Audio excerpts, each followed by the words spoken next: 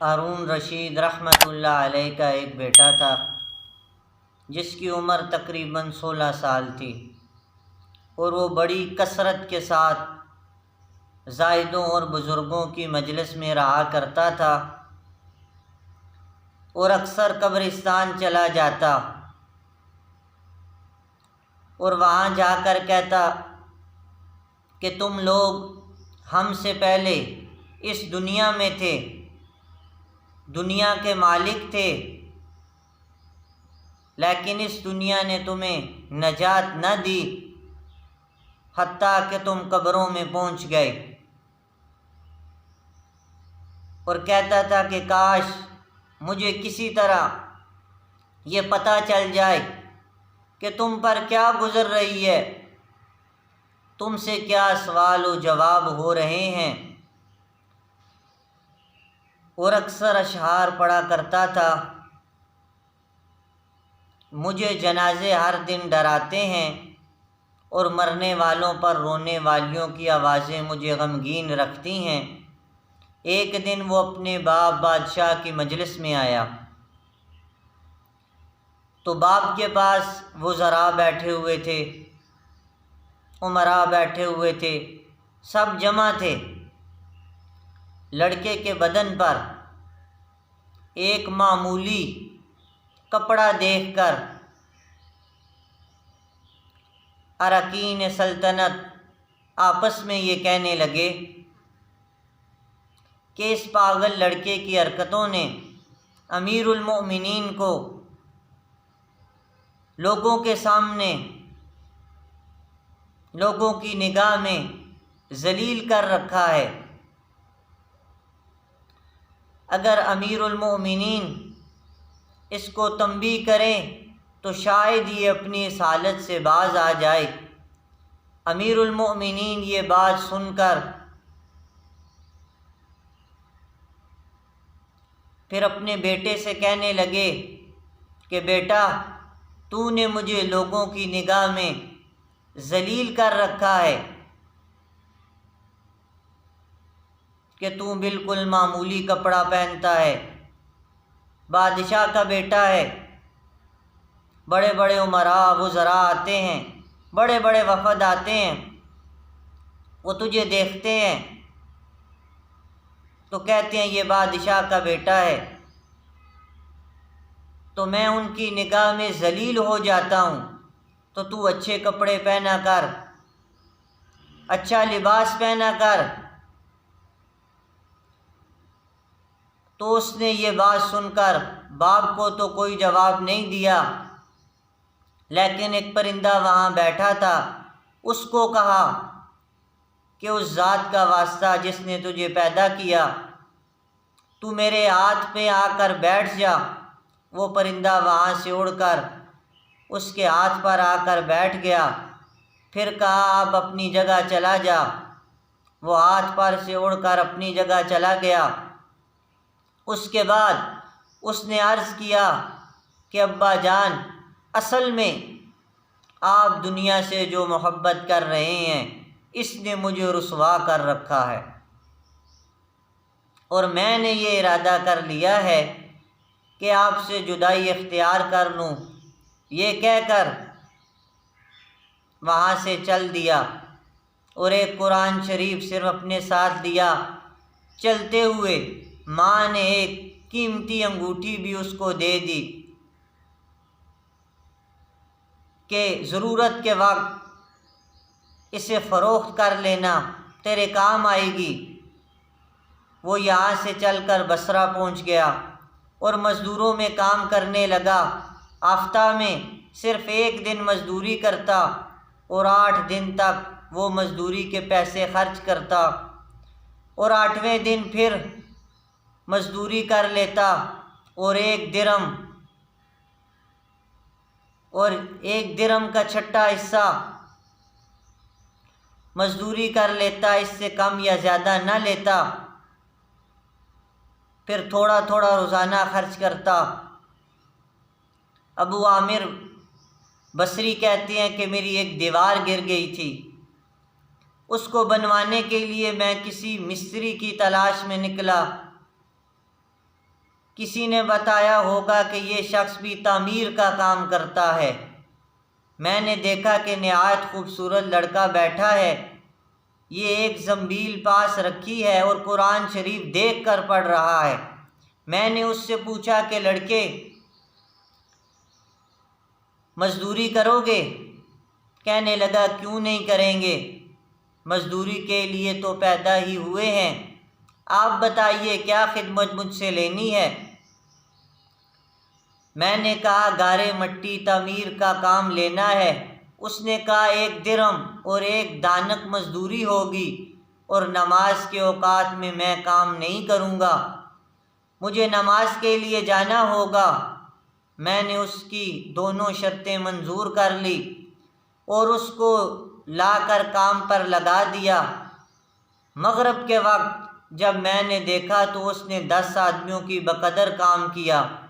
میں نے اس کو مزدوری میں 2 درہم دیے، اس نے شرط سے زائد دینے سے انکار کر دیا اور 1 درہم اور 1 دانک لے کر چلا گیا۔ دوسرے دن میں پھر اس کی تلاش میں نکلا، وہ مجھے کہیں نہ ملا۔ میں نے لوگوں سے تحقیق کیا کہ ایسی ایسی صورت کا ایک لڑکا مزدوری کیا کرتا ہے، کسی کو معلوم ہے کہ وہ کہاں ہے؟ لوگوں نے بتایا کہ وہ صرف شنبہ ہی کے دن مزدوری کرتا ہے، اس سے پہلے تمہیں کہیں نہیں ملے گا۔ مجھے اس کے کام کو دیکھ کر ایسی رغبت ہوئی کہ میں نے 8 دن کو اپنی تعمیر بند کر دی اور شنبہ کے دن اس کی تلاش کو نکلا۔ وہ اسی طرح بیٹھا قرآن شریف پڑھتا ہوا ملا۔ میں نے سلام کیا اور مزدوری کرنے کو پوچھا۔ اس نے وہی پہلی 2 شرطیں بیان کی، میں نے منظور کر لی۔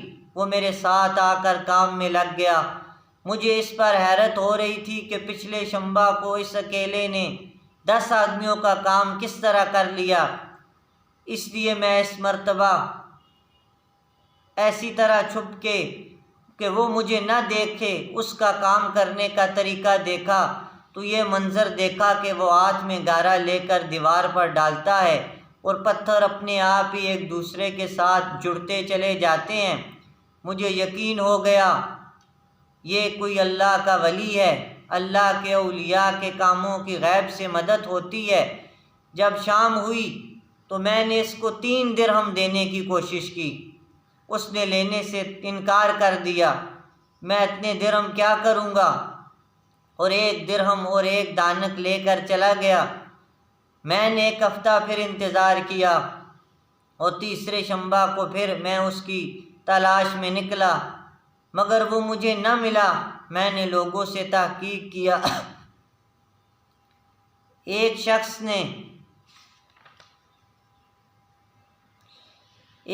نے بتایا کہ وہ 3 دن سے بیمار ہے، فلاں ویرانہ جنگل میں پڑا ہے۔ میں نے ایک شخص کو اس اجرت دے کر اس پر راضی کیا کہ وہ مجھے اس جنگل میں پہنچا دے۔ وہ مجھے ساتھ لے کر اس جنگل ویرانے میں پہنچا تو میں نے دیکھا کہ وہ بے ہوش پڑا ہے، آدھی اینٹ کا ٹکڑا سر کے نیچے رکھا ہے۔ میں نے اس کو سلام کیا، اس نے جواب نہ دیا۔ میں نے دوسری مرتبہ سلام کیا، اس نے آنکھ کھولی اور مجھے پہچان لیا۔ میں نے جلدی سے اس کا سر اینٹ پر سے اٹھا کر اپنی گود میں رکھا۔ اس نے سر ہٹا لیا اور چند شعر پڑھے اور فرمایا میرے دوست، دنیا کی نعمتوں سے دھوکے میں نہ پڑ، عمر ختم ہوتی جا رہی ہے اور یہ نعمتیں سب ختم ہو جائیں گی۔ جب تو کوئی جنازہ لے کر قبرستان میں جائے تو یہ سوچتا رہا کر تیرا بھی ایک دن اسی طرح جنازہ اٹھایا جائے گا۔ اس کے بعد اس نے مجھ سے کہا، ابو عامر، جب میری روح نکل جائے تو مجھے نہلا کر میرے اس کپڑے میں مجھے کفن دے دینا۔ میں نے کہا میرے محبوب، اس میں کیا حرج ہے، میں تیرے کفن کے لیے نیا کپڑا لے آؤں۔ اس نے جواب دیا، نئے کپڑوں کے لیے زندہ لوگ زیادہ مستحق ہیں۔ یہ جواب صدیق اکبر رضی اللہ تعالی عنہ کا جواب ہے انہوں نے بھی اپنے وصال کے موقع پر یہی کہا تھا۔ جب ان سے فرمائش کی گئی نئے کپڑے کی تو انہوں نے کہا کہ نئے کپڑے زندہ لوگوں کے لیے ہوتے ہیں۔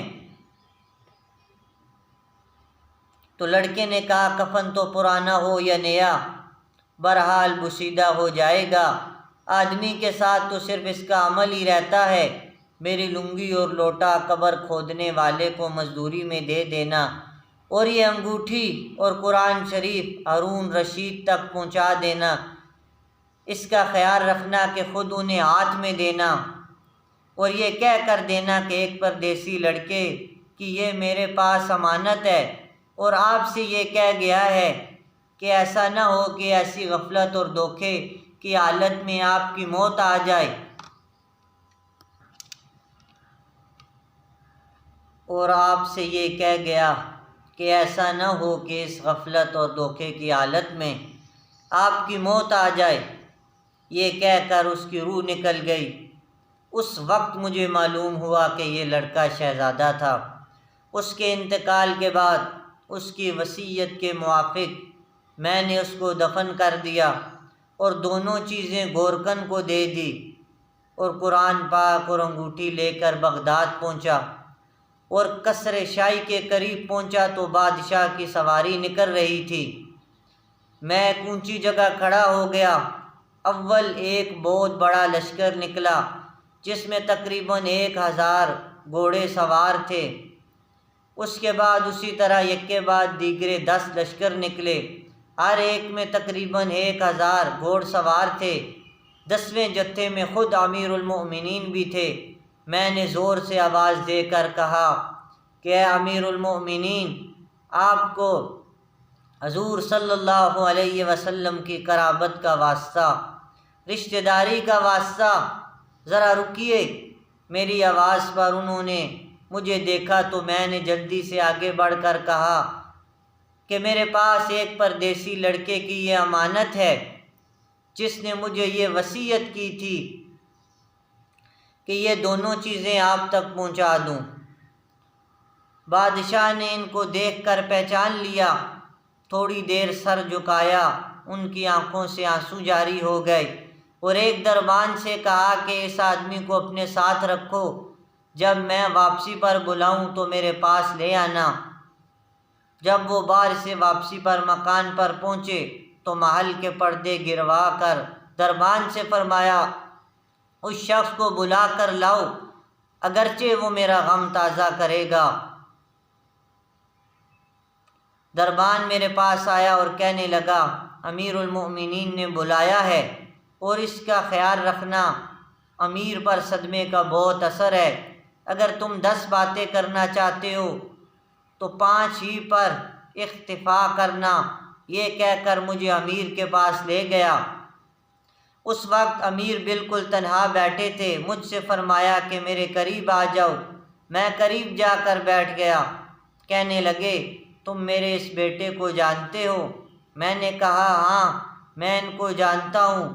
کہنے لگے وہ کیا کام کرتا تھا؟ میں نے کہا گارے مٹی کی مزدوری۔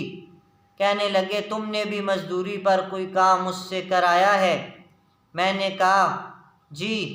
کہنے لگے تمہیں اس کا خیال نہ آیا؟ کہنے لگے تمہیں اس کا خیال نہ آیا کہ اس کی حضور اقدس صلی اللہ علیہ وسلم سے قرابت تھی، کہ یہ حضرات حضور صلی اللہ علیہ وسلم کے چچا حضرت عباس رضی اللہ تعالی عنہ کی اولاد ہیں؟ میں نے کہا امیر المؤمنین، پہلے اللہ جل شانہ سے معذرت چاہتا ہوں، اس کے بعد آپ سے عذر خواہ ہوں۔ مجھے اس وقت اس کا علم ہی نہ تھا۔ یہ کون ہے؟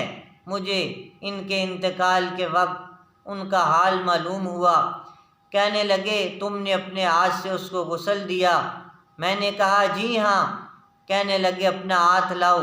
میرا ہاتھ لے کر اپنے سینے پر رکھ دیا اور چند شعر پڑھے جن کا ترجمہ یہ ہے: اے وہ مسافر جس پر میرا دل پگھل رہا ہے اور میری آنکھیں اس پر آنسو بہا رہی ہیں، اے وہ شخص جس کا مکان قبر دور ہے لیکن اس کا غم میرے قریب ہے۔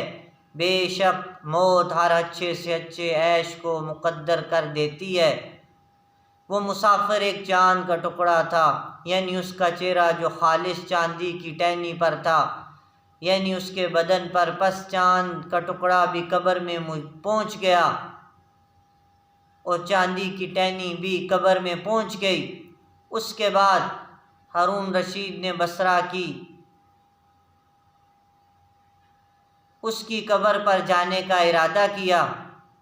اس کے بعد ہارون رشید نے بصرہ اس کی قبر پر جانے کا ارادہ کیا۔ ابو عامر ساتھ تھے۔ اس کی قبر پر پہنچ کر ہارون رشید نے پھر چند اشعار پڑھے، جن کا ترجمہ یہ ہے وہ مسافر جو اپنے سفر سے کبھی نہ لوٹے گا۔ موت نے کم عمری کے ہی زمانے میں اس کو جلدی سے اچک لیا۔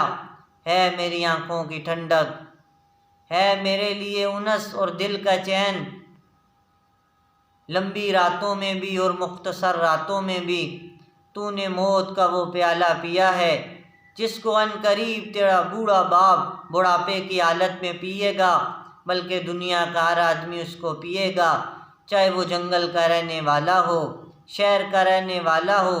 پس سب تعریفیں اسی وحدہ لا شریک کے لیے ہیں جس کی لکھی ہوئی تقدیر کے یہ کرشمے ہیں۔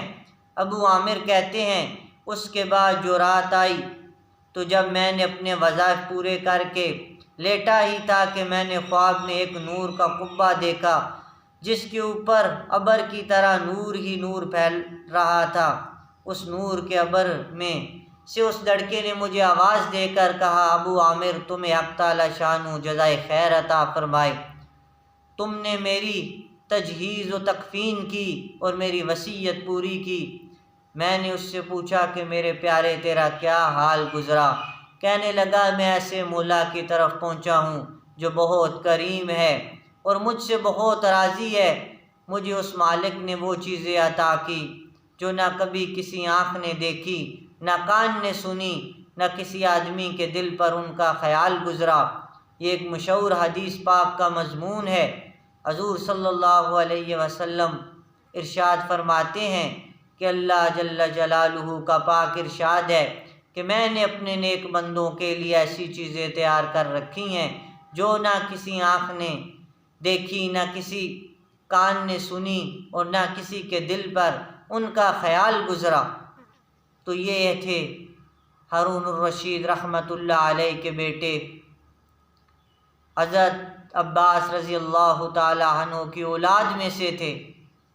یہ تھے اصل ولی جنہوں نے دنیا کو چھوڑا، آخرت سے محبت کی اور اللہ کے پاس پہنچ گئے۔ اللہ رب العزت سے دعا ہے کہ اللہ رب العزت ہمیں بھی ان کے نقش قدم پہ چلنے کی توفیق عطا فرمائے۔